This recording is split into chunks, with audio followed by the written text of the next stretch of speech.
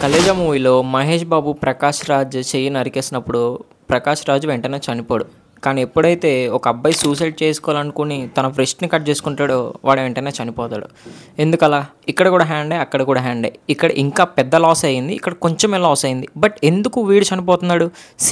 ఎప్పుడైనా మన హ్యాండ్ ఫుల్‌గా కట్ చేసుకుంటున్నప్పుడు ఇంక్లూడింగ్ మన బోన్ తోటి కట్ చేసుకుంటున్నప్పుడు మన బాడీ పంప్ చేయడం ఇక్కడితో ఆపేస్తది. కానీ ఎప్పుడైతే నువ్వు నీ మడమ నరాలని కట్ చేసుకుంటావో నీ బ్లడ్ అనేది మెల్లమెల్లగా కొంచెంగా లాస్ అవుతూ ఉంటుంది. అంటే మన బ్లడ్ 24/7 మన బాడీ ప్రొడ్యూస్ చేస్తూనే ట్రావెల్ అవుతూనే ఉంటుంది.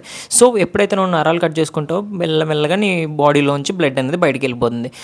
ఇక్కడ పాయింట్ ఏంటంటే నువ్వు ఎక్కడ కోసుకున్నావు అన్నది కాదు మ్యాటర్. బాడీలోంచి ఎంత బ్లడ్ లాస్ అయ్యింది, ఎంతసేపులో లాస్ అయింది అన్నదే మ్యాటర్.